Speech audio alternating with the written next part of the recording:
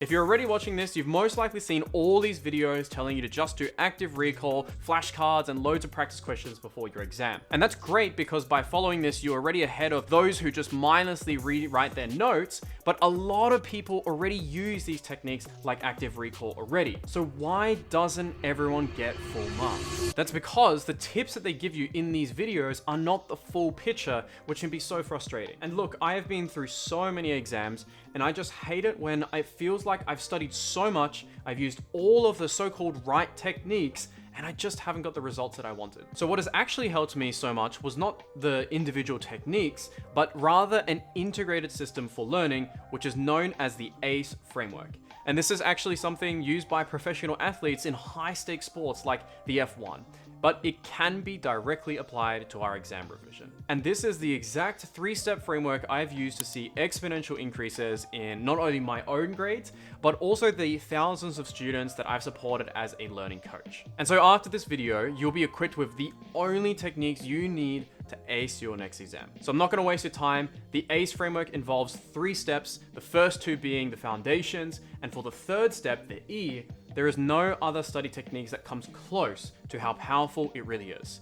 But sadly, 90% of people skip this, and they just sabotage their own success. So the A in the ACE stands for applied practice. This just means doing practice questions or exams. Now, I know what you're probably already thinking. You're like, Oh my gosh, like this is the most basic advice. Everyone knows this. but from coaching so many students, most people actually go through this in the completely wrong way.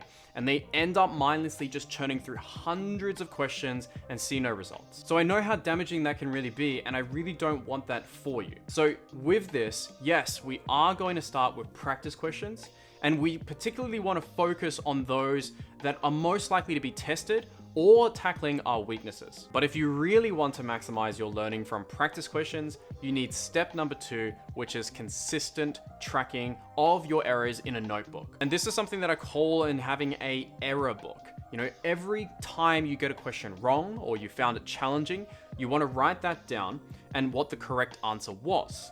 And here is the thing, it doesn't even matter if you got it right.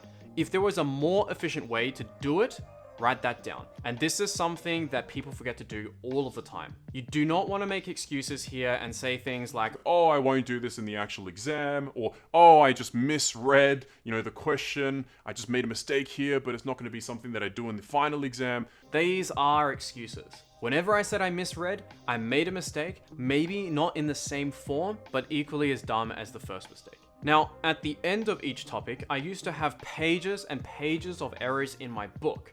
And the amazing thing is by having all of this in front of you, you can see trends. For example, I keep getting questions wrong that have to do with matrices being multiplied. Now, tracking alone will not allow us to improve our grades, because right now we are missing one secret component behind every top learner's success, which is the ability to extrapolate lessons from one thing to many other situations. But before I explain the last step, it's important to understand why this is the secret in helping you in achieving your dream grades. It's because, let's say if I find a recipe that I want to learn, like learning to make carbonara, and I just follow that recipe word for word. It's great. I made one new dish at the end of it, but if we just take a little bit more extra time to reflect on the purpose of each step inside of the recipe, you would realize that the techniques for making carbonara can be used in another dozen other dishes, for example, like pasta with Alfredo sauce or mac and cheese. And so by extrapolating, rather than just learning a recipe for one dish, you've now learned a technique for a wide range of applications. And so the reason that I'm telling you this is because learning how to make one specific recipe for pasta is just like how I used to do one practice question, look at the answers, and then basically after that, I'd only take away one learning lesson. And sure, that's great and all, but I quickly realized that there are thousands of difference of questions and combinations that they could ask on my final exam. And there were even questions always that I'd never even seen before. And so this linear progress, it's just too slow. And so instead, I realized that the only way to actually do well is to extrapolate the things that I could learn from one practice question to 5, to 10, to even 20 scenarios. And if I do this, this is what allows me to get that exponential growth. And that is why two people can do the exact same number of questions or practice exams, but get completely different results. And it's because one person is learning more in the same amount of time. And so the way to get this exponential growth is through the final and most powerful step in the ACE framework, valuative reflection. This means reflecting on why you got the question wrong.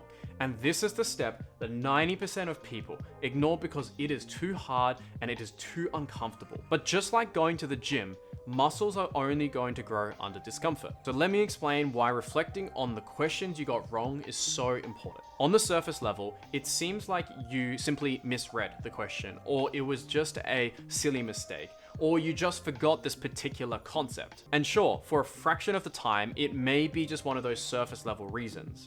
But for the majority of the time, it goes much deeper, because the thing is, getting a question wrong is not a problem. It is a symptom of a much deeper issue. For example, what we see is the error, and most of the time we just justify it with a surface level reason, i.e. I just forgot the concept. But everything is cause and effect, so we can actually track it back to the root cause if you just ask yourself a few whys. For example, why didn't I forget the concept?